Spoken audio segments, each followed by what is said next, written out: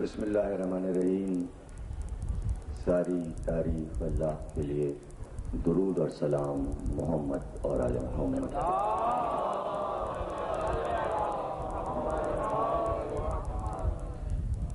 1420 ہجری کے عشرہ مجالس کی شاہ نجف میں چھٹی تقریر آپ حضرات سماعت فرما رہے ہیں. دم ہمدم علی علی کے موضوع پر.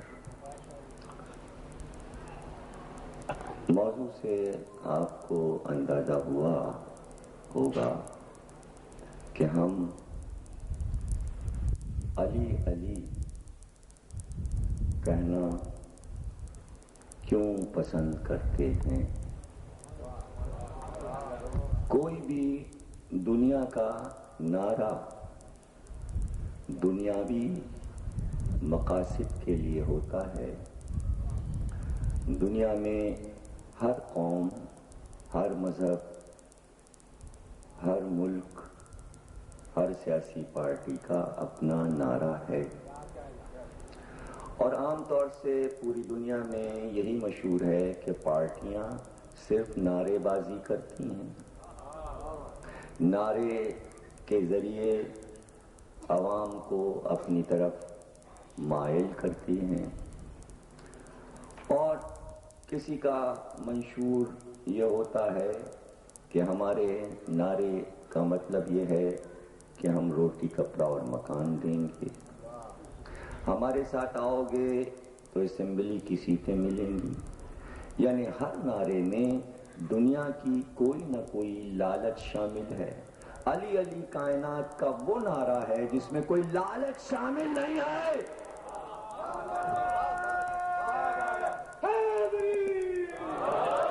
تو یہ کہے کہ جناب علی علی کا نعرہ لگا کے ہم دنیا کو کوئی لالچ دے رہے ہیں، بلکہ کھلی ہوئی بات ہے کہ جو علی علی کا نعرہ لگائے گا وہ مصائب میں مبتلا ہو جائے گا، زمانہ اس کا دشمن ہو جائے گا.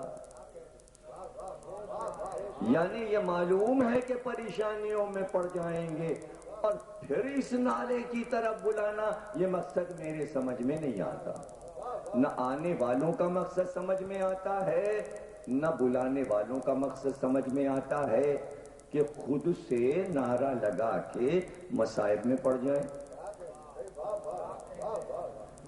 ہے دنیا میں کسی کے پاس ایسا نعرہ کہ جو نعرہ لگا کے یہ کہے آؤ سر کٹاؤ گے، گھر لٹاؤ گے، آؤ اپنے منصب چھنواؤ گے، آؤ زمانے کو دشمن بناؤ گے؟ اگر یہ نعرہ لالچ کے لیے ہوتا تو آپ یہ کہتے کہ بھائی یہ لالچی لوگ ہیں، نعرے بازی کر کے کچھ حاصل کرنا چاہتے ہیں. یعنی کوئی لالچ بھی نعرے میں نہیں ہے، اس کے باوجود اس نعرے کو روکنے کی کوشش ہے. نہ اس نعرے میں حکومت چھپی ہے، نہ منصب، نہ عہدہ، نہ دولت. کمال دیکھا آپ نے، دنیا نعرے بازی کر رہی ہے اپنی اپنی حکومت اور دولت کے لیے، ان کے نعروں کو نہیں روکا جاتا. ایک سیاسی پارٹی نعرہ لگا کے دوسری برسر اقتدار سیاسی پارٹی سے حکومت چھیننا چاہتی ہے کہ ہمارے نعرے کی طرف آؤ. ان نعروں سے تو دشمنی نہیں ہے کہ یہ نعرے بند کرو، ہماری حکومت کمزور ہو رہی ہے. وہ نعرہ جو کچھ نہیں چاہتا اور کسی سے نہیں ٹکرا رہا، اس سے کیا دشمنی ہے؟ ان دشمنیوں نے بتایا کہ کائنات کا سب سے کامیاب نعرہ دم ہمادم علی علی.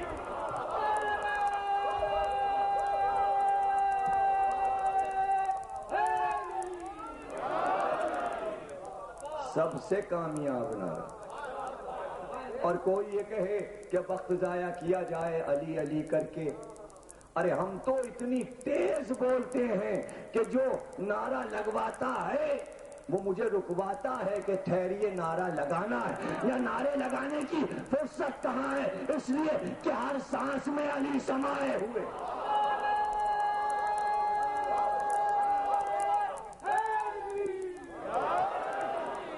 ہر سانس میں، اور سانس اس لیے نہیں روکتے کہ اگر سانس روک کر نعرہ لگائیں گے تو سانس کا ایک نعرہ رک جائے گا،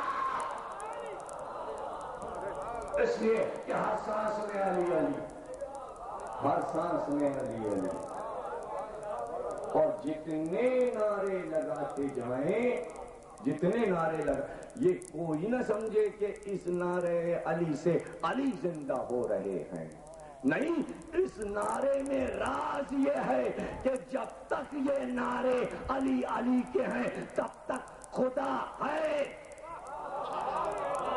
نبی ہے۔ جس دن یہ نعرہ رک گیا وجود خدا خطرے میں پڑ جائے گا۔ کمیونسٹوں نے کہا ہم نے روس سے خدا کو نکال دیا، ہم خدا کو نہیں مانتے، جہاں علی علی ہے وہ نعرہ خدا کو منوا لیتا ہے۔ تھوڑا سا سمجھنے کی کوشش کیجئے، جب کبھی میں بہت اوپر سے گفتگو کرتا ہوں تو کچھ ذہن سوچنے لگتے ہیں علی کو کیا اتنا بڑھا دیا، اتنا بڑھا دیا کہ خدا اور نبی علی کی وجہ سے باقی ہیں، کیا اس میں کیا بات کیا ہے؟ اگر ایسا ہے تو کیا ہے؟ میں جب کوئی مجھ سے یہ کہتا ہے ثابت کیجئے تو میں کہتا ہوں آپ اس کی مخالفت میں ثابت کیجئے، اس لیے کہ ہمارے ائمہ کا طریقہ یہی تھا۔ کسی نے علی سے پوچھا کہ ثابت کیجئے خدا ہے، تو آپ نے کہا تو ثابت کر کے نہیں ہے۔ ارے ہاں ثابت کرنا آسان ہے، نہیں ثابت کرنا بہت مشکل ہے۔ اگر میں کہوں کہ علی کی وجہ سے اللہ بھی ہے اور علی کے نعرے کی وجہ سے محمد بھی ہے، اور آپ کہیں غلط، تو میں کہوں ثابت کیجئے کہ بغیر علی اللہ ہے اور بغیر علی محمد ہیں، ثابت کیجئے۔ کوئی دنیا میں ثابت کر دے کہ اللہ اس لیے رہ گیا کہ بغیر علی رہ گیا، نبی رہ گئے، اسلام رہ گیا، بغیر علی رہ گیا۔ ایک جگہ سے بھی اگر آپ نے علی کو مائنس کر دیا تو اسلام میں کچھ نہیں رہے گا۔ ایسے ہی نہیں اقبال کہہ کے چلے گئے،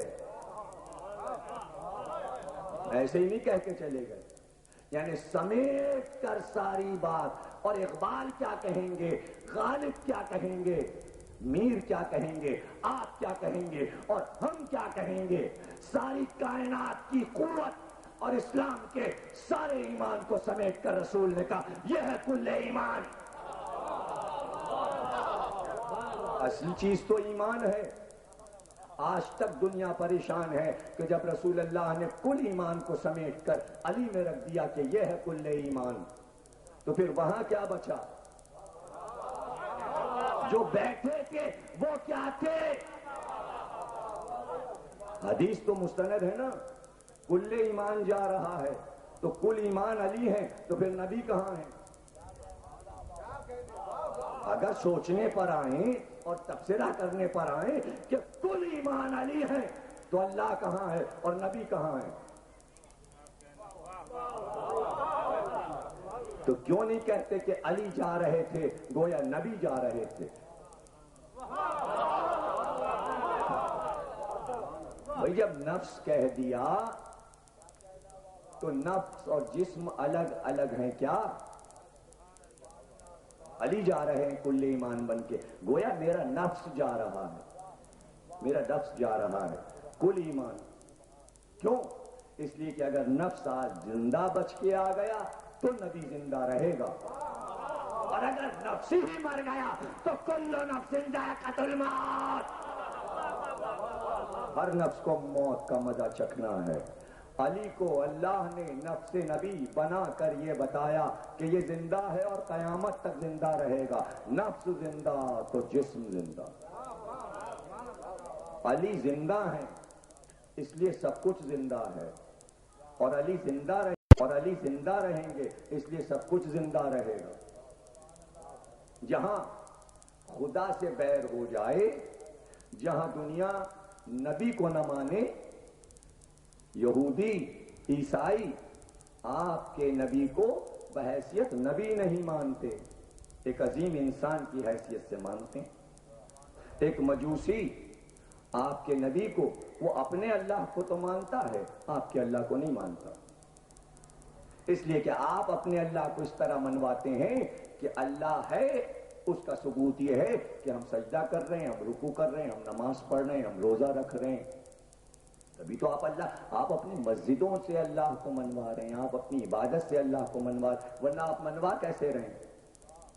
لیکن یہودی تو نماز پڑھنے نہیں آ رہا ہے، وہ کہہ رہا ہے جو ہماری عبادت کا طریقہ ہے ہم اس طرح اللہ کو مانیں گے، جس طرح عیسائی مان رہا ہے وہ کہہ رہا ہے ہم اس طرح مانیں گے، جس طرح ہندو اللہ کو مان رہا ہے وہ اس طرح مان رہا ہے. کافر، مشرک، یہودی، مجوسی اپنے طریقے سے اللہ کو مان رہے ہیں، آپ کے اللہ کو نہیں مان رہے ہیں. اس لیے کہ آپ نے اپنے اللہ کو اتنا بھیانک بنا کے پیش کیا ہوا ہے کہ ان لوگوں کے سمجھ میں اللہ آ ہی نہیں رہا. آپ نے اپنے اللہ کو ڈکٹیٹر بنایا ہوا ہے. اس بات سے اللہ ناراض ہو جاتا ہے، اس بات سے اللہ خفا ہو جاتا ہے، بس خفا ہوتا ہے. کبھی اللہ کو خوشی میں نہیں دیکھا ہم نے. مسلمانوں کا خدا کبھی خوشی نہیں ہوتا، ہمیشہ غصے میں رہتا. یہ بدعت ہے، اللہ ناراض ہو جائے گا. یہ گناہ ہے، اللہ ناراض ہو جائے گا. کہتے ہیں کہ اللہ ناراض ہو جائے گا، لیکن ہم نے کبھی اللہ کو ناراض ہوتے نہیں دیکھا. اس لیے کہ ناراضی کا پتہ تو چہرے سے چلتا ہے. ایسا لگتا ہے یہ اللہ کو بیٹھے دیکھ رہے ہیں اور اس کے چہرے کی، ماتھے کی شکلوں کو دیکھ کر کہہ رہے ہیں غصے میں ہے اس وقت اللہ. اور اب تک نہ دکھائی دیا تو حدیث میں یہی لکھ دیا کہ قیامت میں دکھائی دے گا. اور وہ بھی اس طرح دکھایا کہ اس کی ٹانگ بھی جہنم میں چلی گئی. تو ایسا توحید کا تصور پیش کیا گیا کہ لوگوں کے سمجھ میں خدا نہیں آیا. نبی نے علی پر جو زور دیا وہ اس لیے کہ جب تک تم افکار علی سے وابستہ رہو گے اللہ بھی سمجھ میں آئے گا، نبی بھی سمجھ میں آئے گا.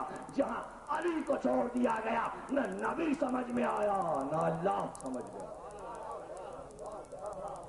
اور اگر دنیا کا کوئی مشرک، کوئی دہریہ، کوئی کافر اگر آنا چاہے اس طرف تو وہ ہمیشہ علی کے راستے سے آتا ہے. کبھی کوئی مسلمان ہوا ہو تو اس کا انٹرویو لے لیجئے جا کر اور اسے پوچھئے کون سا عقیدہ تم کو ادھر کھینچ کر لایا کہ تم مسلمان ہو گئے؟ تم اللہ میاں سے متاثر ہوئے؟ تو وہ یہی کہے گا ہم آپ کے اللہ میاں کو کیا جانیں. وہ اگر کہے گا کیا نبی سے متاثر ہوئے، کہ ہم نبی کو نبی مانتے کب ہیں؟ ہم نبوت کو کب مانتے ہیں کہ ہم اس سے متاثر ہو کر آتے. پوچھئے ایف بی کراکا سے پوچھئے، مجوسی ہے، آتش پرست ہے.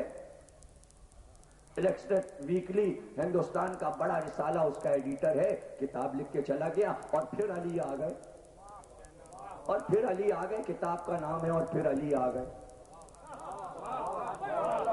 وہ کیوں آیا ادھر؟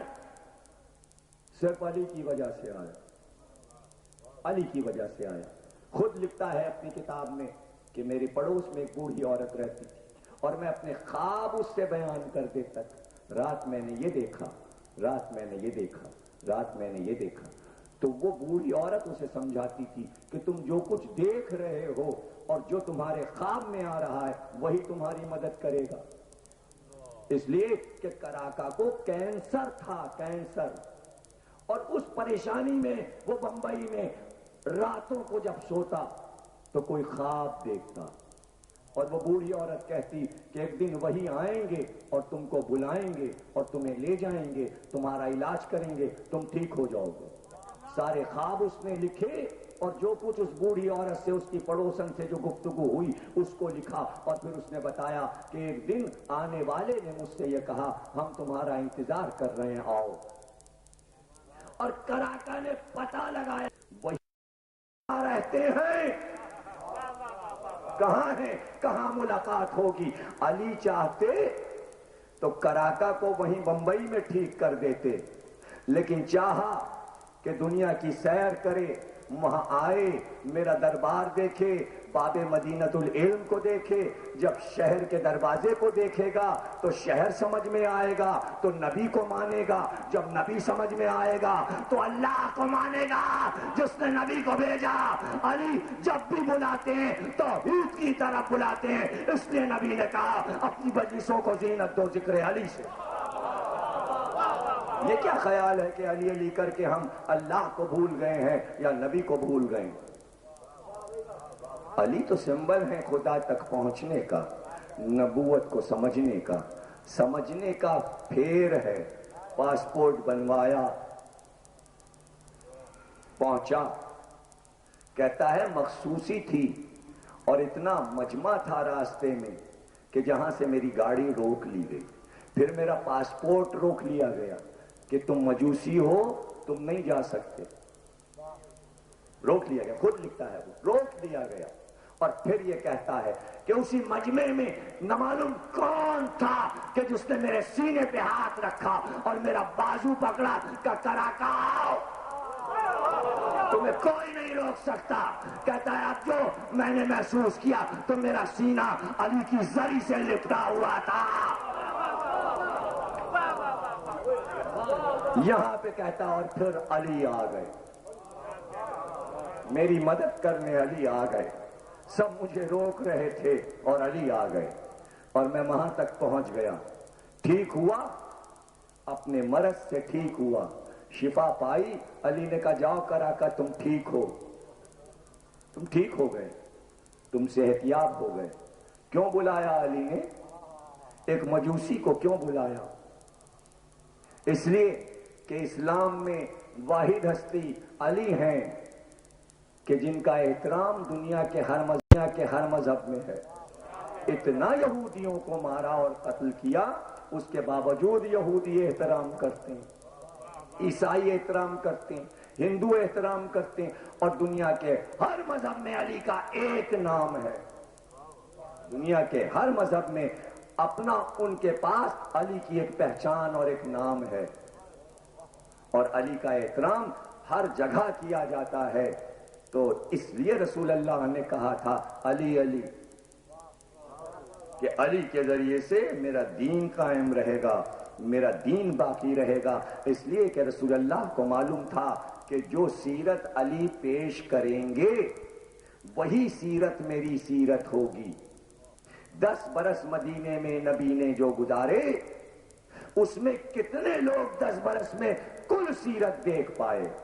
اور علی جب تک حیات رہیں گے علی کا ایک ایک عمل لکھا جائے گا۔ یہ صحیح ہے کہ علی نے خندق میں یہودیوں کو مارا، خیبر میں یہودیوں کو مارا، اس کے باوجود یہودیوں میں علی سے محبت۔ یہ ہے تبلیغ کا وہ راستہ جو نبی چھوڑ گئے۔ کیا وجہ ہے اس کی؟ اس کی وجہ یہ ہے کہ اللہ کی راہ میں علی کافر کو ماریں، مشرک کو ماریں، یہودی کو ماریں، لیکن جب انسانیت کی بات آ جائے تو بحیثیت انسان علی کسی کے دشمن نہیں، بحیثیت کل ایمان ہر کافر اور مشرک کے علی دشمن ہیں۔ اگر خدا کی راہ میں وہ دین سے ٹکرانے آیا ہے، نبی سے ٹکرانے آیا ہے تو علی اسے قتل کر دیں گے، لیکن بحیثیت انسان آیا ہے، اگر بھوکا ہے تو یہ نہیں کریں گے علی کہ اسے روٹی نہ دی جائے، اگر سائل بن کے آیا ہے سوال پوچھنے تو علی ایسا نہیں کریں گے کہ علم اس سے روک لیں۔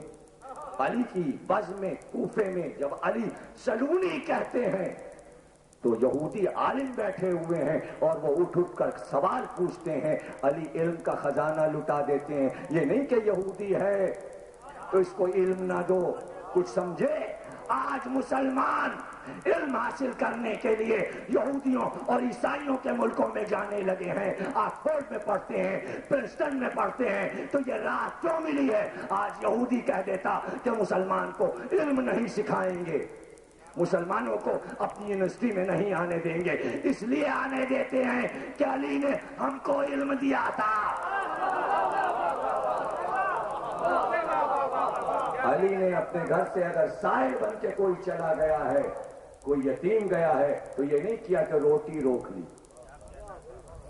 کوئی یہ نہ سمجھے۔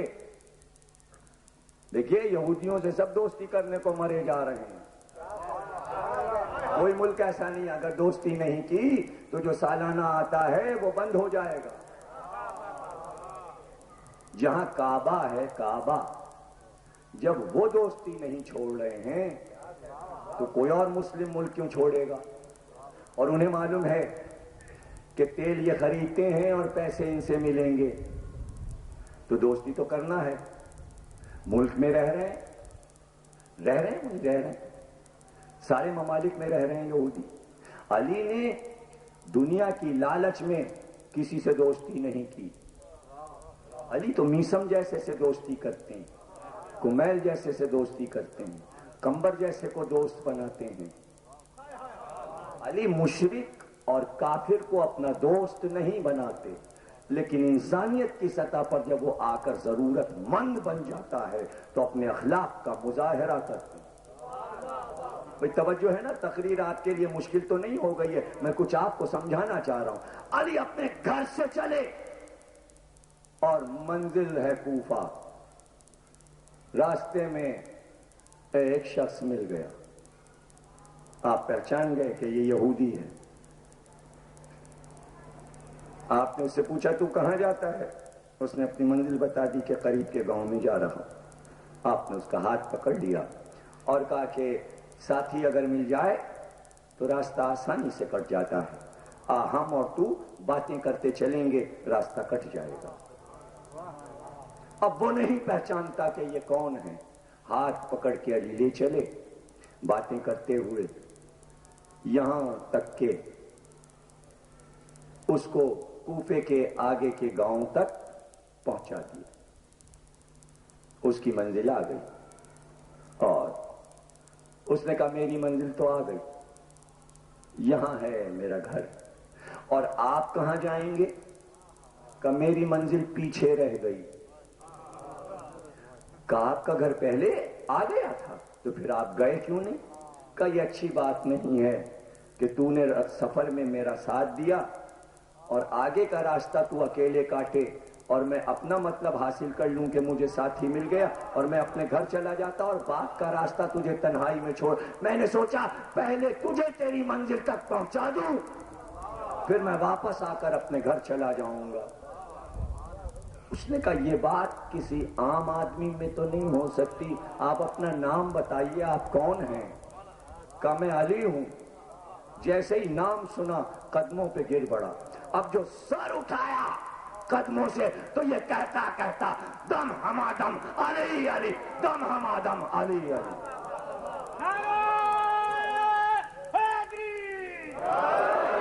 اب سمجھے کہ پیغمبر علی کا نعرہ کیوں بتا گئے؟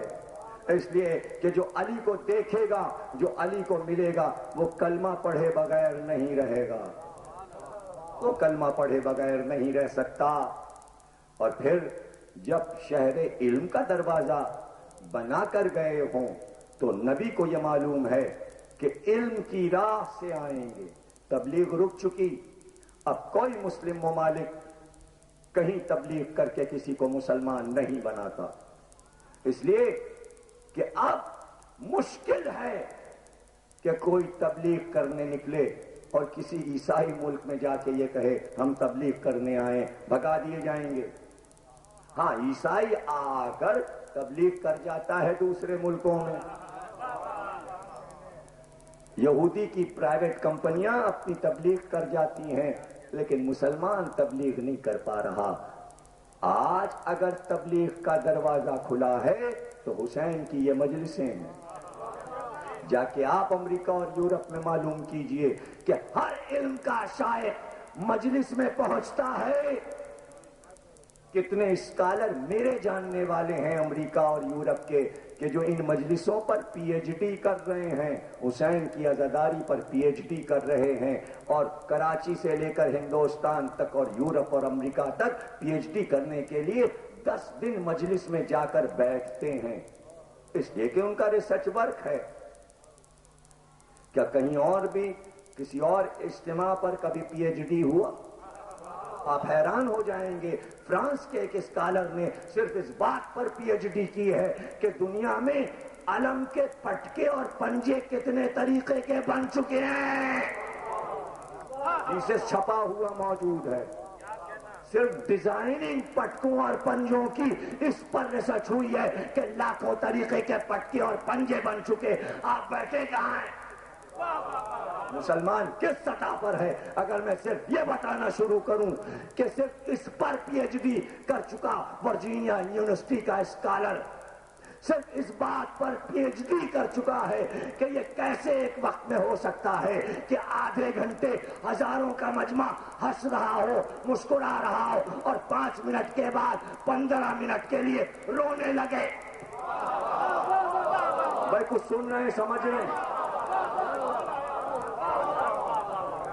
ورنن شوبل میرا دوست ہے، اس نے بہت کچھ میرے بارے میں لکھا ہے، اور ورجینیا یونیورسٹی میں اب پروفیسر ہو گیا ہے۔ ابھی کمپیوٹر سے یہ ساجد صاحب بیٹھے ہیں، میں نے ان سے کہا تھا ذرا پتہ لگاؤ کہاں ہے، انسائکلوپیڈیا میں اس کا نام ہے، پیغام انہوں نے چھوڑا کمپیوٹر پہ اس کے لیے۔ جب پتہ چلا کہ ورجینیا یونیورسٹی میں اس نے پی ایچ ڈی صرف اس بات پر کی کہ یہ ہو کیسے سکتا ہے، کیا یہ امکان میں ہے کہ ابھی ہنس رہے ہیں، فضائل علی سن کر مسکرا رہے، جیسا ہی نام حسین آیا رونے لگتے ہیں۔ دنیا میں کوئی قوم ایسی نہیں ہے جو 5 منٹ کے فاصلے سے ہنسنے لگے اور رونے لگے۔ کیا یہ معجزہ نہیں ہے؟ اسی لیے تو پی ایچ ڈی کا موضوع بنا ہے۔ صرف یہی ایک ادا آ کر علی والوں کی دیکھ لے دنیا کہ ہنسا کیسے جاتا ہے اور رویا کیسے جاتا ہے۔ دنیا ہنسنا تو جانتی ہے، رونا نہیں جانتی، اور یہ معلوم نہیں کہ رونے کا راز کیا ہے۔ ہنسنے میں زندگی کا راز نہیں ہے، زندگی کا راز رونے میں ہے، اور یہ کہیں اور سے نہیں اترا ہے، یہ قرآن کا راز ہے، یہ قرآن کا راز ہے، یہ قرآن نے بتایا، یہ ہر نبی نے بتایا، یہ نبی نے بتایا، یہ علی نے بتایا۔ اور آنسوؤں کی چھاؤں میں اور علی علی کے نعروں میں علم کا قافلہ یوں جائے، دنیا سمجھی نہیں کہ یہ سفر کس چیز کا ہے۔ آپ کو تو تابوت تازی عالم بدعتیں نظر آتے، یہ بدعتیں اپنی جگہ، اس کے سائے میں علم کا سمندر روا ہے جسے علوم علی کہتے ہیں۔ دنیا نہیں سمجھ سکتی کہ یہ کون سا علم ہے۔ یہ علم وہ ہے کہ اگر پہاڑوں کی چھاتیوں میں سما جائے تو پہاڑ پھٹ جائیں۔ یہ تو علی والے ہیں جو اتنا بار اٹھا کر ایک مجلس سے دوسری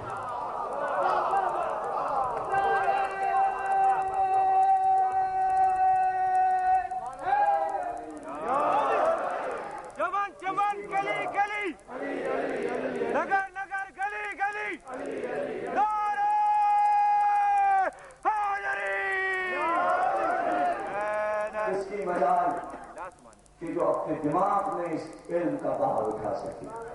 یہ ذہن اللہ نے تخلیق کیے ہیں قوم کے، اور یہ قوم دعا سے بنی ہے، تب ایسے دماغ بنے ہیں کہ اتنے علم کا باہر اٹھائے ہوئے ہیں۔ ہر ایک یہ علم اٹھا بھی نہیں سکتا، اس کے اختیار میں نہیں ہے۔ ہاں، جو ذہانت کی منزل کمال پر پہنچے وہی بزم علی تک آ سکے۔ علی نے راستوں میں روک دیا کہ وہ آئے جو اس علم کا باہر اٹھا سکے۔ ہاں خمیل آ جاؤ، ہاں میسم آ جاؤ، ہاں رشید حجری آ جاؤ، ہاں سلمان تم آ سکتے ہو، ابو ذر تم آ سکتے ہو۔ جاہل کو وہیں باپ کے باہر روک دیا۔ اور اگر کوئی یہودی عیسائی اس منزل پر پہنچا کے سمجھنا چاہتا ہے تو محفل میں آ جائے۔ جس وقت علی نے کہا سلونی، مجھ سے پوچھ لو اس سے پہلے کہ میں تم میں نہ رہوں، تو لوگوں نے اٹھ کر سوال شروع کیا۔ مسلمان بھی بیٹھے تھے، کچی عقلوں والے بھی بیٹھے تھے، اس لیے کہ جب امام یہ بولے، عالم وقت یہ بولے کہ مجھ سے پوچھو، تو اس کے معنی یہ ہے کہ سوال ایسی سطح سے آنا چاہیے،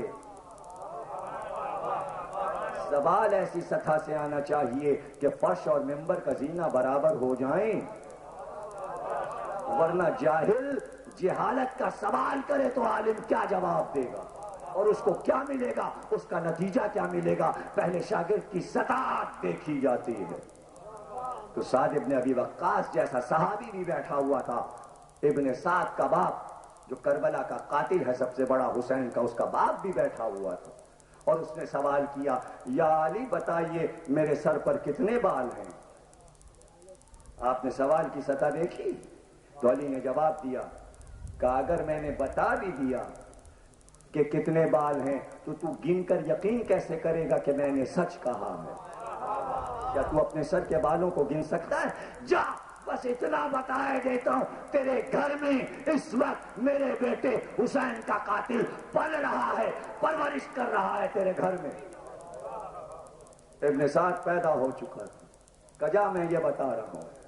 تو ایسے بھی سوال کرنے والے تھے، ایسے سوال کرنے، اور وہاں یہودی بھی بیٹھے تھے، اور سب سے بڑا اس شہر کا یہودیوں کا پادری، سب سے بڑا راہب راس الجالود بھی بیٹھا تھا۔ اور ایک بار وہ سب سے بڑا عالم یہودیوں کا اٹھا اپنی جگہ سے، اور اس نے کہا، یا علی میں کچھ پوچھوں؟ دیکھیے اندازہ رہے کہ بارگاہ کیسی ہے، بزم کیسی ہے۔ جس محفل میں علی نے سلونی کہا ہے وہ کوئی عام محفل نہیں ہے۔ یہ بھی اندازہ ہو جائے کہ اس محفل میں اس وقت بیٹھے کون کون ہیں، اور علی کن لوگوں میں بول رہے ہیں، کن لوگوں میں باتیں کر۔ ہر قوم کا نمائندہ بیٹھا ہے جب علی نے سلونی کہا ہے، ہر قوم کا نمائندہ بیٹھا ہے، بلکہ ہر خدا کی مخلوق کا نمائندہ بیٹھا ہے۔ اور اگر ابھی کوئی نمائندہ نہیں آیا، نہیں پہنچ پایا ہے اب تک اس دربار میں، تو ابھی پہنچے گا، پہنچے گا ضرور سلونی کی بزم میں۔ جب علی نے کہا سلونی تو درمیان سے ایک شخص اٹھا اور اس نے سوال کیا، یا علی بتائیے اس وقت جبریل کہاں ہیں؟ یا علی بتائیے اس وقت جبریل کہاں ہیں؟ کہتے ہیں کہ ادھر سوال ہوا، فوراً علی نے دائیں دیکھا، بائیں دیکھا، سامنے دیکھا، پیچھے دیکھا، اوپر دیکھا، نیچے دیکھا، نہیں غور کیا۔ یعنی صرف علی کی یہ جنبش جو تھی یہ بتا رہی تھی کہ ایک نظر میں مشرق پورا دیکھ لیا، مغرب دیکھ لیا، شمال دیکھ لیا، جنوب دیکھ لیا، آسمان دیکھا، زمین کے طبقات کو دیکھا۔ جب آسمان کو دیکھا تو 7 آسمانوں کو نگاہوں نے پار کیا، اور کعبہ قوسین اور ادنا کی منزل، جنت، دوزخ کے دروازے تک، کوثر اور طوبا کی فضاؤں میں دیکھ لیا۔ جب سب جگہ دیکھ لیا تو دیکھ لیا کہ جبریل کہیں نہیں ہے۔ یہ ہے سلونی، یہ ہے سلونی کا دعویٰ۔ جب سب جگہ دیکھ لیا تو کہا، جبریل یا تو تم ہو یا میں ہوں۔ یعنی اس وقت تو جبریل کہیں نہیں ہے، انسانی بھیس میں محفل میں بیٹھے تھے جبریل۔ یا تو تم ہو یا میں ہوں، اور میں جبریل ہو نہیں سکتا اس لیے کہ میں امام ہوں۔ تم ہو جبریل، یہ کہہ دینا بھری مجلس میں تم ہو جبریل، آسان ہے؟ کہہ سکتی تھی دنیا، لکھ سکتی تھی، ایک انسان کو پہلے سے سکھا دیا اور اسے کہہ دیا تم اٹھ کے یہ سوال کرنا، اور بعد میں ہم کہہ دیں گے تم ہو جبریل۔ تو کیا جبریل کچے پروں سے اڑتے ہیں؟ کیا بے پر کی پرواز ہے جبریل کی؟ کون سے نبی کے ساتھ نہیں رہے ہیں جبریل؟ کون سی نبی کی محفل نہیں دیکھی؟ کیا پتہ نہیں کہ ہر محفل کے بیٹھنے والے کس طرح کے کمزور لوگ ہوا کرتے ہیں علم میں، کتنے علم میں کچے ہوتے ہیں؟ اس وقت جبریل نے آواز دی، یا علی آپ نے بے شک صحیح فرمایا، میں ہی ہوں جبریل، میں ہی ہوں جبریل۔ ابھی یہ کہہ رہے تھے کہ جبریل اپنی اصلی شکل میں آنا شروع ہوئے، پر پھیلنا شروع ہوئے، اور ایک بار یہ کہتے ہوئے اڑے کہ ہاں یا علی آپ کو حق ہے کہ آپ سلونی کہیں۔ یہ کہہ کر کوفے کی چھت کی طرف چلے، چھت شگافتہ ہوئی، جبریل پرواز کر گئے۔ اگر دروازے سے جاتے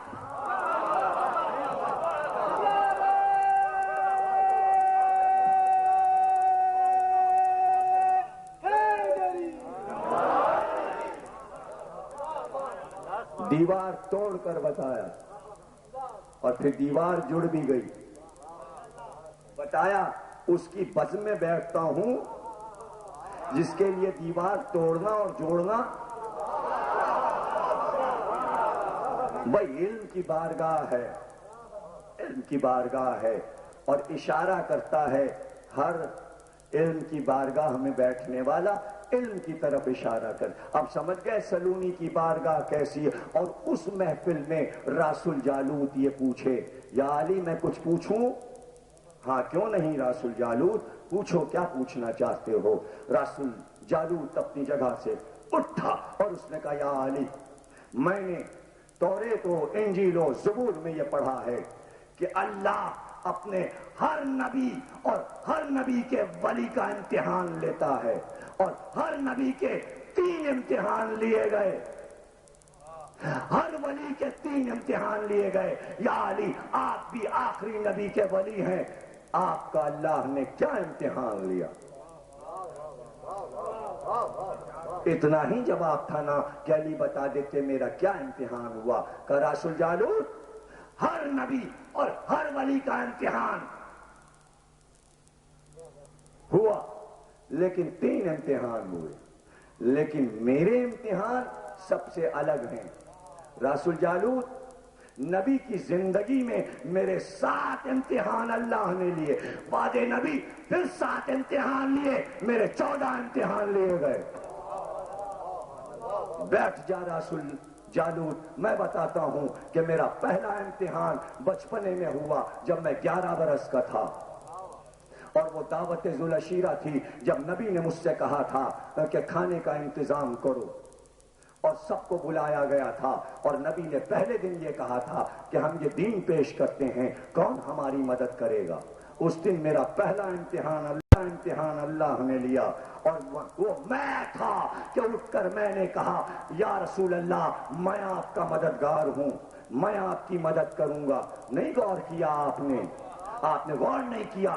یہ نبی محفل سجا کر کھانا کھلا کر یہ کیوں کہہ رہے ہیں میری مدد کرو؟ نبی کو بھی مدد کی ضرورت ہے، نبی بھی مددگار چاہتا ہے. اور پھر اللہ کا دین آ رہا ہے کہ اللہ کے دین کو مددگار چاہیے، نبی کو مددگار چاہیے، یعنی اللہ کو مددگار چاہیے. اللہ نے پہلا عقیدہ ہی یہ پیش کیا کہ اللہ اور نبی کے مددگار ہوتے ہیں، ورنہ دعوت ذوالعشیرہ نہ ہوتی. علی نے کہا میں آپ کی مدد کروں گا، حالانکہ میری پنڈلیاں کمزور ہیں اور میں ابھی بچہ ہوں، میں چھوٹا ہوں. میں نے پہلا امتحان دیا اور میں امتحان میں کامیاب رہا. میں جب تک زندہ رہا میں نے اپنے نبی کی نصرت کی، میں اس دن کے امتحان میں کامیاب ہوا. میرا دوسرا امتحان شب ہجرت ہوا،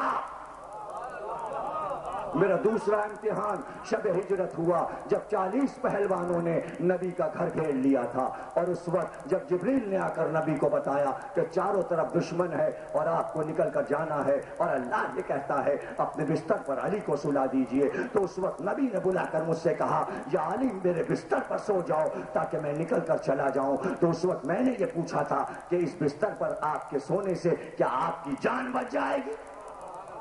تو اس وقت نبی نے یہ کہا تھا ہاں یا علی سو جاؤ میری جان بچ جائے گی. تو اس دن میں نے شکرانے کا سجدہ کیا تھا. تمام مورخین نے لکھا کہ کائنات میں پہلا شکرانے کا سجدہ علی نے کیا ہے. تو کیوں نہ کہوں ہر سجدہ پکار رہا ہے شکرانے کا، دم ہمادم علی علی، دم ہمادم علی علی. سجدے سے آواز آ رہی ہے، سجدہ پکار رہا ہے. میں اپنے دوسرے امتحان میں بھی کامیاب ہوا. میرا تیسرا امتحان بروز بدر لیا گیا جب سپاہی بھی کم تھے، ہتھیار بھی نہیں تھے، اور ادھر سے 3 پہلوان آئے تھے مقابل میں، اور ادھر سے حمزہ میرے چچا اور ابو عبیدہ میرے چچا اور میں 3 آدمی گئے تھے، اور مقابل میں شیبہ، عتبہ اور ولید بڑے بڑے لڑنے والے پہلوان تھے. اور اس وقت میرے پاس جو تلوار تھی وہ لے کر میں آگے بڑھا تھا. ولید مجھ سے الجھ گیا تھا، شیبہ حمزہ سے الجھ گیا تھا، اور عتبہ ابو عبیدہ سے الجھ گیا تھا. سب سے پہلے میں نے ولید کا ایک ہاتھ کاٹا، اور اس کے ہاتھ میں جو تلوار تھی وہ ہاتھ کٹا تھا، اس کا ہاتھ فضا میں اچھلا تھا، اور جو تلوار اس کی اپنی آپ تھی وہ خود آ کے اس کے سینے میں پیوست ہو گئی. میں نے اسی وقت اس کا سر کاٹ دیا. اس کا سر کاٹ کر میں آگے بڑھا تو میں نے دیکھا ابو عبیدہ کی ایک ٹانگ کٹ چکی تھی. میں دوڑ کر گیا اور میں نے ابو عبیدہ کو بچا کر عتبہ کو مارا، اور جب میں نے دیکھا کہ شیبہ حمزہ سے الجھا ہوا ہے تو میرے چچا لمبے قد کے تھے اور ان کے قد کے پیچھے شیبہ چھپا تھا، میں گیا اور میں نے صرف اتنا کہا چچا ذرا سر جھکائیے۔ حمزہ نے سر جھکایا، میں نے شیبہ کا سر اڑا دیا۔ میں اس وقت 21 برس کا تھا، یہ میرا تیسرا امتحان تھا۔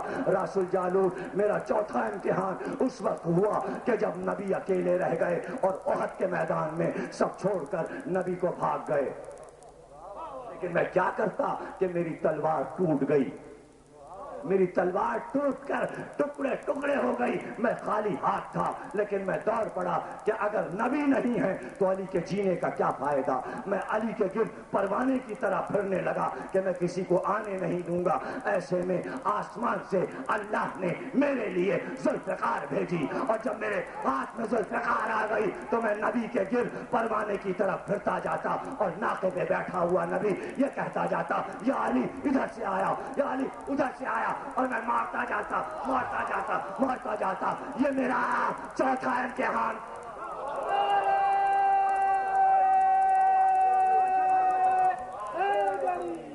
میں اس امتحان میں بھی کامیاب ہوا۔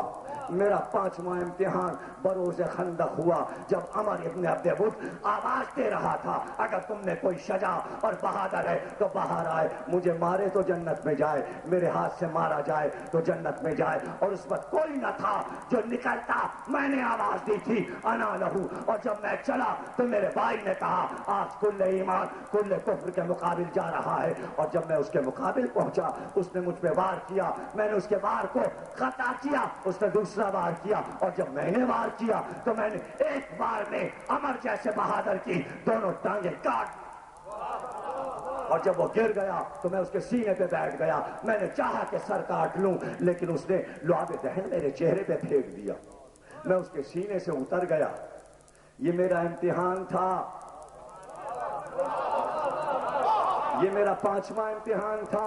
اگر میں اس وقت سر کاٹ دیتا تو میری ساری محنت بیکار ہو جاتی، اس لیے کہ میرا غصہ کار خدا میں شامل ہو جاتا۔ جب میرا غصہ ختم ہوا تو میں نے اس کا سر کاٹ لیا۔ میں سر لے کر ذوالفقار لے کر نبی کے پاس پاتے آیا کہ نبی نے کہا آج علی کی چال اللہ کو پسند ہے اور اس کے نبی کو پسند ہے۔ میں اس امتحان میں بھی کامیاب آیا۔ میرا 6واں امتحان خیبر کے روز ہوا، میرا 6واں امتحان خیبر کے روز ہوا، اور جب میں نے خیبر میں جب میں نے امتحان دیا تو 3 بڑے بڑے پہلوان میرے مقابل آئے، لیکن میں نے تینوں کو قتل کر دیا۔ خیبر کا قلعہ میں نے فتح کیا۔ خیبر پوری اگر آپ کو سننا ہے تو 8 محرم کی مجلس نہ بھولیے گا، اسی دن میں علی کی لڑائی بھی پڑھوں گا اور علی کے بیٹے عباس کی جنگ بھی پڑھوں گا۔ 8 محرم کوئی شان، یہ علی کا 6واں امتحان تھا۔ کہتے ہیں 7واں امتحان بروز حنین ہوا۔ راس الجالوت پورا لشکر 14,000 کا بھاگ گیا تھا اور رسول تنہا ہو گئے تھے، اور رسول آواز دے رہے تھے اصحاب شجرہ کہاں بھاگے جاتے ہو اپنے نبی کو تنہا چھوڑ کر، اور میں تنہا ابو جرول کے مقابل گیا، اس کو قتل کیا، اور 14,000 کے لشکر پر میں نے حملہ کر دیا اور میں نے اپنے نبی کو بچایا، اور سب سے زیادہ مال غنیمت اس لڑائی میں مسلمانوں کو ملا۔ میں اپنے 7ویں امتحان میں بھی کامیاب رہا۔ میں نے 7 امتحان نبی کی زندگی میں دیے، اور پھر پہلا امتحان میرا وفات نبی کے بعد فوراً ہوا، جبکہ میرے امتحان ختم ہو جانے تھے، لیکن 7 امتحانوں کے بعد نبی پھر پہلا امتحان ہوا، اور پہلا امتحان میرا اس وقت لیا گیا جب میں اپنے نبی کو، اپنے بھائی کو غسل دے رہا تھا۔ جب میں غسل دے رہا تھا اور پردہ پڑا ہوا تھا اور حجرے میں غسل دے رہا تھا اور کفن پہنانے کی تیاری کر رہا تھا کہ عبداللہ ابن عباس کے باپ عباس بن عبد المطلب نے پردے کے پاس آ کر کہا یا علی اگر تم نے اس وقت بیعت نہ کروائی اپنی تو حکومت تمہارے ہاتھ سے نکل جائے گی۔ یہاں پر میں ایک بات کہا کرتا ہوں کہ علی کا یہ امتحان بڑا عجیب تھا۔ پچھلے سال بھی میں نے عرض کیا تھا، اسی عشرے میں دوبارہ دہرا رہا ہوں اس بات کو کہ اگر کوئی بھول گیا ہے تو پھر یاد کر لے۔ اس لیے کہ موقع آ گیا، اس لیے وضاحت کر دوں. جب آپ نماز پڑھنے کھڑے ہوتے ہیں تو جب آپ نیت کرتے ہیں اور نیت کر کے جب آپ یہ کہہ دیتے ہیں اللہ اکبر، اور اس کے بعد اگر کوئی آپ کو پکارے اور صاحب بات سنیے گا وہ فلاں چیز کہاں رکھی ہے، تو آپ مڑیں گے، آپ نہیں بولیں گے. کیوں؟ آپ کہیں گے کیا نیت توڑ دوں؟ کیا نماز کی نیت توڑ دوں؟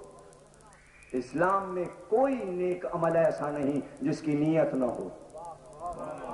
نیت جڑتی بھی ہے، نیت ٹوٹتی بھی ہے.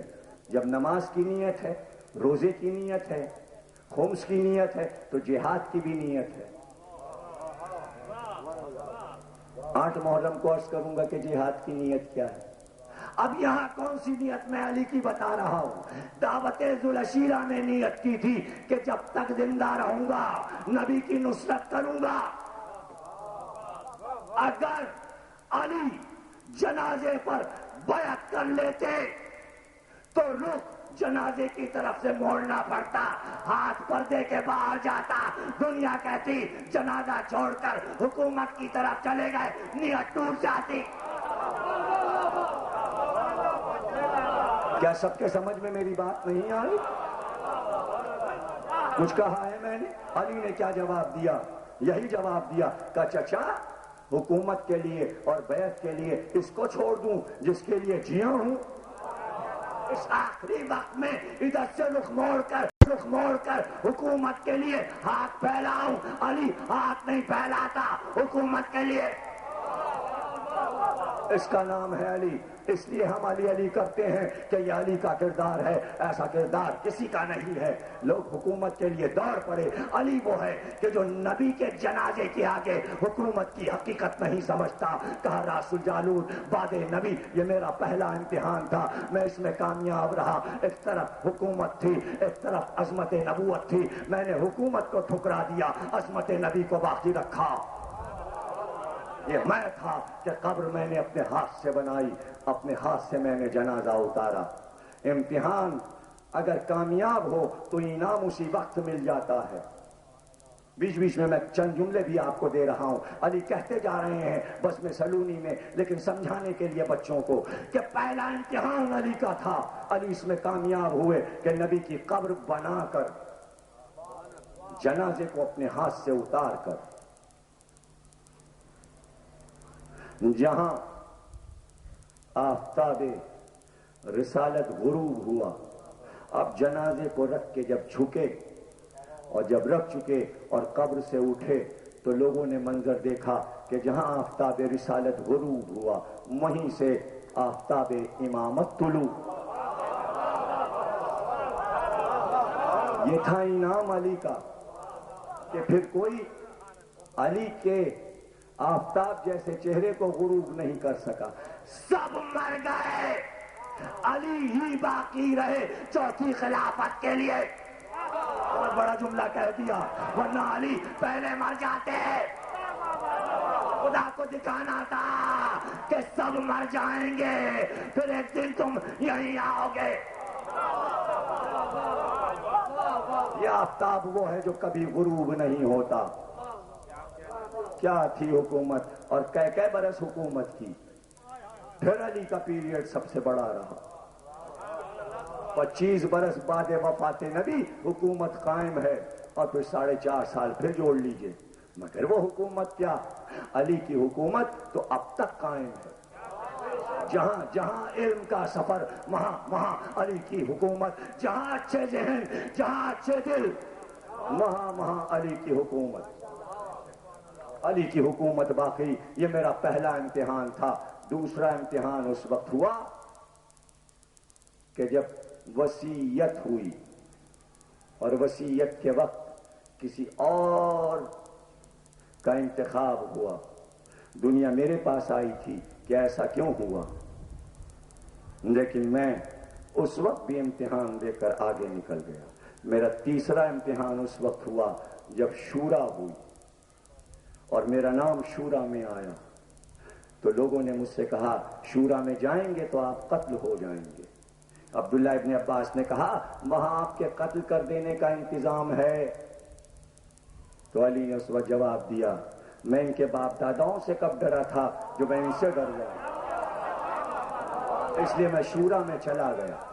وہ اونچی پرواز کر رہے تھے، میں ان کے ساتھ اڑا، وہ اڑتے اڑتے نیچے آئے شکست کھا کر، تو میں ان کے ساتھ نیچے آیا۔ وہ کہیں سے فرار نہیں اختیار کر سکتے تھے، اور وہیں مجھ سے پوچھا گیا کہ آپ کیا قرآن اور سنت شیخین پر عمل کریں گے؟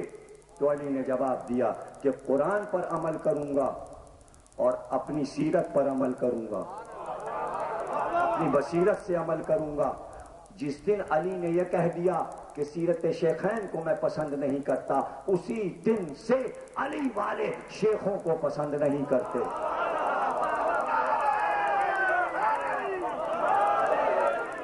نہیں سمجھے آپ؟ کچھ تو ہم کیا کریں؟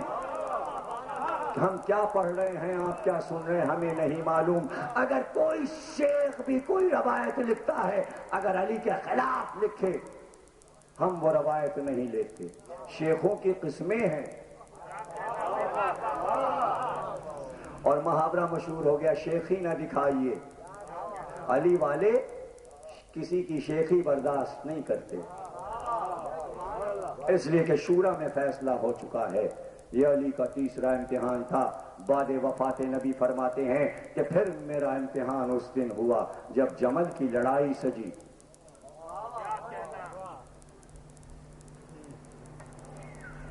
یہ میرا چوتھا امتحان تھا بعد وفات نبی، اور جب 35,000 کا لشکر میرے مقابل آ گیا تو سب سے پہلے میں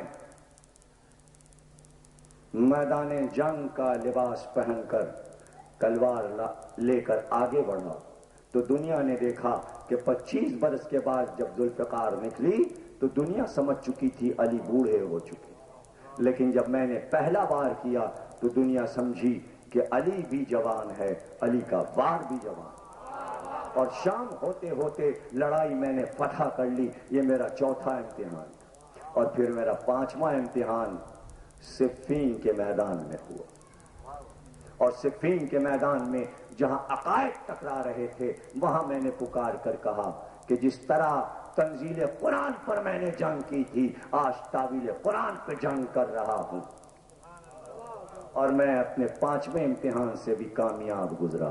اور پھر میرا چھٹا امتحان روز نہروان ہوا کہ 13,000 خارجی میرے مقابل کھڑے تھے، اور میرا لشکر یہ کہہ رہا تھا یا علی یہ تازہ دم ہے، ان سے لڑنا مشکل ہے۔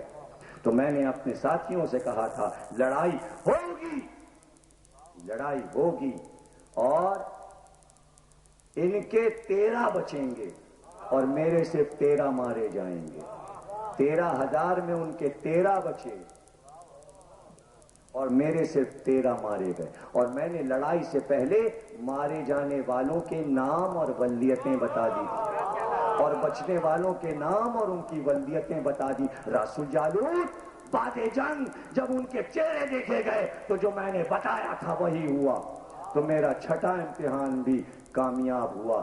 اللہ نے میرا یہ امتحان لیا، اور اے راس الجالوت اب میرا 7واں امتحان ہونے والا ہے، اور تو عنقریب دیکھے گا کہ اسی مسجد میں اللہ میرا 7واں امتحان لے گا، اور یوں 14 امتحان میرے پورے ہو جائیں گے۔ جس دن میری ریش لہو سے میرے سر کے خضاب ہو جائے گی وہ میرا آخری امتحان ہوگا۔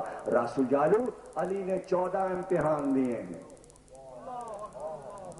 ہو گئی تقریر، اگر کچھ رہ گیا تو کل عرض کریں گے، تو آپ سنیے گا۔ یا علی آپ نے 14 امتحان دیے، آپ نے 14 امتحان دیے، لیکن آپ کے لال حسین نے 72 امتحان دیے، اور پھر آپ کا بیٹا آپ کی طرح ہر امتحان میں کامیاب رہا۔ اے علی سب سے مشکل امتحان آپ کے بیٹے حسین نے اس وقت دیا جب علی اصغر نے اپنے آپ کو جھولے سے گرا تھا۔ آج 6 محرم اور آپ آمادہ ہیں، کس کا حال سننے آئے ہیں؟ آپ یہی تو کہیں گے اتنی دیر سے علی کا حال سن رہے تھے۔ ایک اور علی کا حال سن لیجئے، وہ تو جھولے کا چھوٹا سا علی ہے۔ عجیب مظلوم ہے، عجیب بےکس ہے اور عجیب سپاہی ہے، عجیب شجاع ہے. کہتے ہیں کہ 4 باب الحوائج ہیں، یعنی حاجتوں کے دروازے 4 ہیں آپ کے پاس. ان 4 دروازوں سے جب بھی جو طلب کریں، اس دروازے سے بات دعا کبھی رد نہیں ہوتی. معصوم کا ارشاد ہے 4 باب الحوائج ہیں. ایک باب الحوائج عباس سے علمدار ہیں، ایک باب الحوائج مسلم ابن عقیل ہیں، ایک باب الحوائج امام موسی کاظم ہیں اور ایک باب الحوائج شہزادہ علی اصغر ہیں.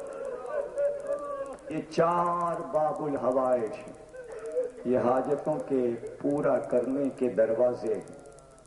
یہ علی اصغر کیوں باب الحوائج ہیں؟ آپ کو معلوم ہے علی اصغر کیوں باب الحوائج؟ آج یہ زمین پر جتنا دانا اگ رہا ہے، جتنی فصلیں پک رہی ہیں، یہ علی اصغر کا صدقہ ہے. اور جتنی آسمان سے بارش ہو رہی ہے، یہ علی اصغر کا صدقہ ہے. ذرا سوچئے اگر حسین علی اصغر کے خون کا ایک قطرہ زمین پہ پھینک دیتے تو آپ کو دانا نہ ملتا، اور اگر آسمان پہ ایک قطرہ چلا جاتا تو پانی نہ برستا. علی اصغر نے منظور کیا کہ پانی بھی برسے اور زمین سے دانا بھی اگے. علی اصغر کے خون نے حسین کے چہرے پہ پناہ لی. اس پاکیزہ خون کو معصوم کے چہرے پہ رہنا تھا. یہی تو کہہ کے ملا تھا دادی کے سامنے یوں ہی جاؤں گا علی اصغر، تمہاری دادی کو یہ چہرہ اسی طرح دکھاؤں گا. تمہارے جد رسول خدا کو یہی چہرہ محشر میں دکھاؤں گا. کتنی بے کسی ہے ان جملوں میں. بہت روئیں گے آپ، اور میں ممبر سے اسی وقت اتروں گا کہ جب میں بارگاہ علی اصغر میں سرخرو ہو جاؤں گا. اس لیے کہ اس نغمے شہزادے کا ذکر ایسا نہیں کہ میں مختصر سے پڑھ کر اتر آؤں. علی اصغر کی شہادت پورے عالم میں بین الاقوامی سطح پر دنیا کا کوئی ملک اور کوئی قوم ایسی نہیں کہ جو علی اصغر کی شہادت سے متاثر نہ ہوئی. کیا یہودی، کیا عیسائی، کیا ہندو، ہر ایک یہی کہتا ہے ہائے اس چھوٹے سے بچے نے کیا کیا.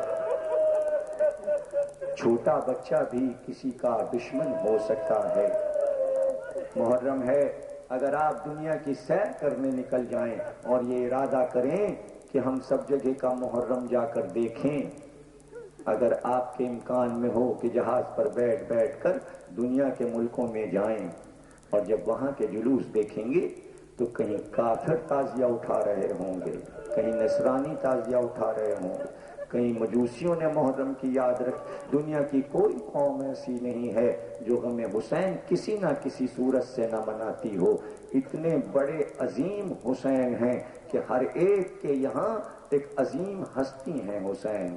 اگر آج آپ ہندوستان کے شہر کلکتے میں چلے جائیں تو وہاں جا کر دیکھیں گے کہ جب ذوالجناح نکلتے ہیں جلوس میں، گھوڑے نکلتے ہیں تو ہزاروں ہندو عورتیں ہاتھوں میں دودھ کے لوٹے اور کٹورے لیے ہوئے، اور جب ذوالجناح آتے ہیں تو ان کے پیروں میں سڑکوں پر دودھ منو دودھ بہہ جاتا ہے.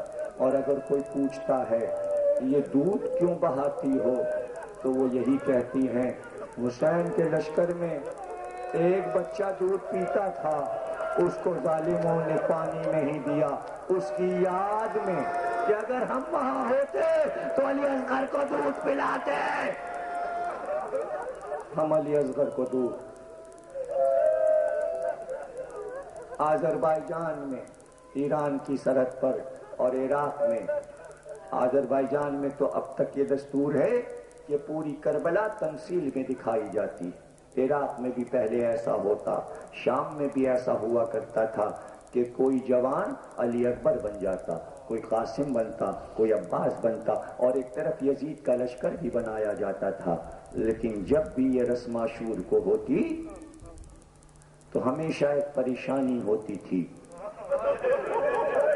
کہ جب یہ شبیہ بنائی جاتی کہ حسین ایک بچے کو لے کر آئیں گے اور اس کے لیے پانی مانگیں گے، تو کوئی بھی ہر سال ہرملا بننے کو تیار نہیں ہوتا تھا، کوئی ہرملا بننے کو تیار نہیں ہوتا تھا، لیکن انہیں زیارت دکھانی تھی کہ کوئی آدمی تیر و کمان لے کر بیٹھ جائے اور تیر جوڑ کر کمان میں بس اس طرف ایک تیر پھینک دے، اتنا کرنا ہوتا تھا۔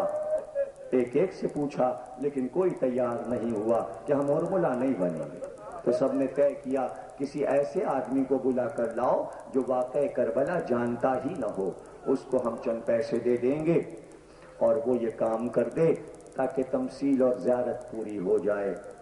باہر نکل گئے شہر سے، دیکھا ایک یہودی غریب بیٹھا ہے، اس سے کہا ہم تمہیں اتنے اتنے درہم و دینار دیں گے، ہمارا ایک کام کر دو۔ کا کیا کام ہے؟ کہ ہم نے ایک جگہ پر ایک واقعے کی تمثیل کی ہے، وہاں پر ایک شخص آئے گا اپنے ہاتھوں پہ ایک چھوٹے سے بچے کو لیے ہوئے، وہ پانی مانگے گا، تمہارا کام یہ ہے کہ تم تیر اور کمان لیے بیٹھے رہنا، جب وہ کہے میرے بچے کو پانی پلا دو تو تم کمان میں تیر کو جوڑ کر اس کی طرف تیر پھینک دینا، اس کی طرف ایک تیر پھینک دینا۔ وہ آ گیا، بیٹھ گیا۔ وہ وقت آیا کہ مجمع تھا اور ایک شخص آیا، اس کے ہاتھوں پر ایک بچہ تھا، خوبصورت سا بچہ لیے ہوئے وہ شخص آیا۔ چونکہ اس سے کہا گیا تھا، اسے کچھ معلوم نہیں تھا، اس نے کمان میں تیر کو جوڑا اور تیر کو پھینک دیا۔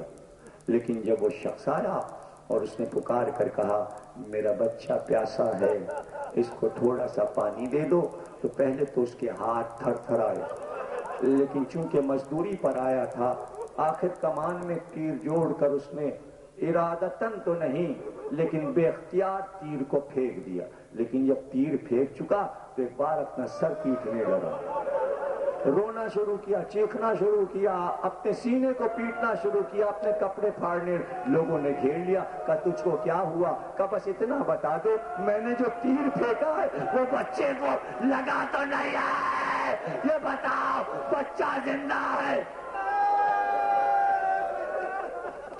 لوگوں نے کہا تجھے کیا کرنا ہے کہ بچہ مر گیا یا بچہ زندہ ہے، تجھے کیا پریشانی؟ کہ میرے گھر میں بھی اتنا بڑا ایک چھوٹا بچہ ہے، کسی کے بچے کو مارا نہیں جاتا۔ جزاک اللہ، کیا کہنا، یہی شان ہے، پرسہ دینے کی شان ہے۔ بچہ مرا تو نہیں، بچہ مرا تو نہیں۔ لوگوں نے کہا نہیں بچہ نہیں مرا، تیرا تیر بچے کو نہیں لگا۔ تو بے اختیار ایک بات اس نے کہی کہ اگر تم یہ کہہ دیتے کہ بچہ مر گیا تو میں تم سب کو قتل کر دیتا۔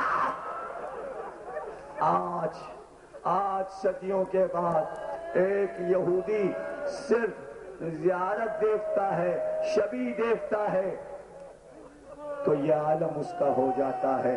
اب آپ سمجھے شبی کا راز کیا ہے، کیوں جھولے نکل رہے ہیں آج علی اصغر کے؟ اس لیے تاکہ یہ یاد آئے کہ کتنے ظالم تھے وہ کہ جنہوں نے حسین کے چھوٹے سے بچے کو بھی نہیں چھوڑا۔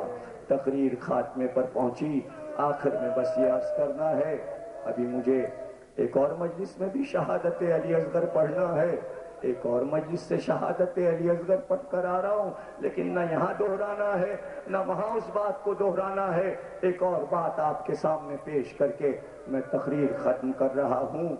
آپ نے ہمیشہ یہ سنا ہے کہ حسین کے ہاتھوں پہ بچہ مر گیا، تیر لگا، بچہ تڑپ کر مر گیا، لیکن کبھی ٹھنڈے دل سے یہ سوچئے گا کہ حسین کے ہاتھوں پہ بچہ مر گیا، ہاتھ پہ حسین نے لہو لے کر چہرے پہ مڑ لیا، یہ بھی کہا پروردگار میرا بچہ ناقہ سالے سے کم نہیں تھا، یہ بھی کہا ہے میرے شیعو کاش تم ہوتے تو دیکھتے کہ میں اپنے بچے کے لیے کس طرح پانی مانگ رہا تھا، لیکن میرے اصغر کو پانی نہیں ملا۔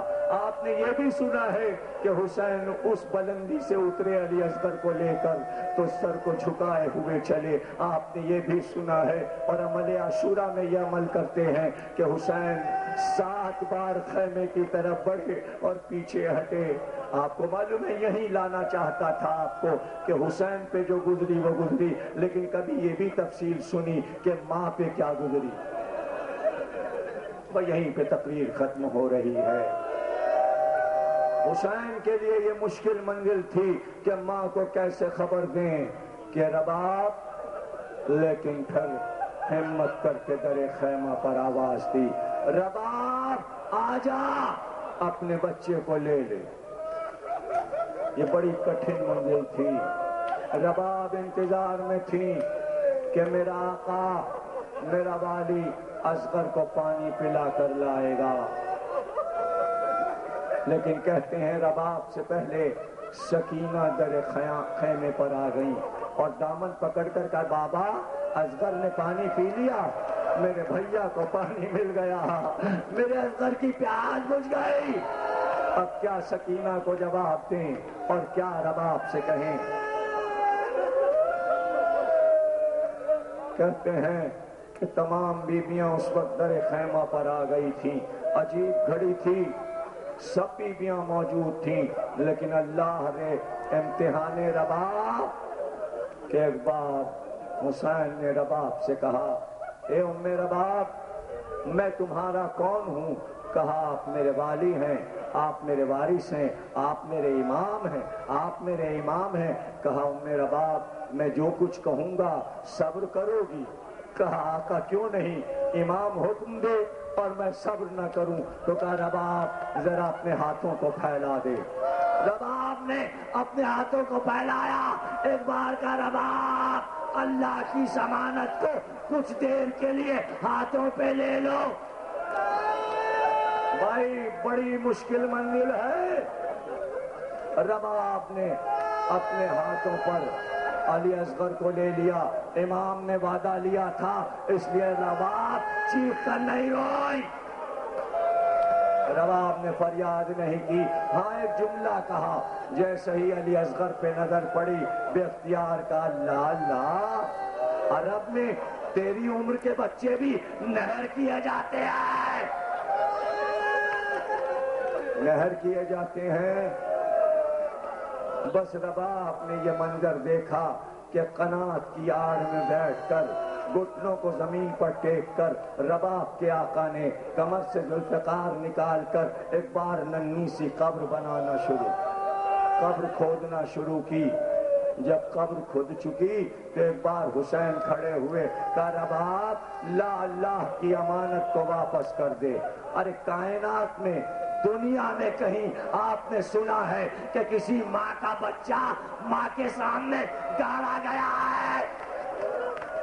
ماں دیکھ رہی تھی، حسین بچے کو قبر میں لٹا رہے تھے، علی اصغر کو قبر میں لٹا کر حسین نے مٹی ڈال دی۔ رباب دیکھتی رہی اور رباب کا لال خاک میں چھپ گیا، خاک میں چھپ گیا۔ یاد رکھیے گا یہ جملے، قبر علی اصغر رباب کے سامنے بنی، قبر علی اصغر رباب کے سامنے بنی۔ بس آخری جملے ہیں یہ تقریر کے۔ جب 20 صفر کو قافلہ واپس آیا تو میدان کربلا کا نقشہ بدل چکا تھا۔ اب نہ وہ خیام تھے، نہ وہ قناتیں تھیں، اب تو صحرا تھا، ہاں چند قبریں تھیں، لیکن جو بی بی اتری وہ اپنے وارث کی قبر سے لپٹ گئی، وہ اپنے وارث کی قبر سے لپٹ گئی، لیکن ایک بی بی ہر مٹی کے ڈھیر پہ گرتی اور بار بار پکارتی، اے اصغر کیا تم یہاں ہو؟ اے اصغر کیا تم یہاں ہو؟ اور ایک بار جب اصغر کی آواز نہ آئی تو دوڑتی ہوئی قبر حسین پر پہنچی کہ میرے والی، میرے وارث، میرا اصغر کہاں ہے؟ آواز آئی، رباب، علی اصغر میرے سینے پہ سو رہا ہے، قیامت تک علی اصغر میرے سینے۔ ماتم حسین، حسین، حسین۔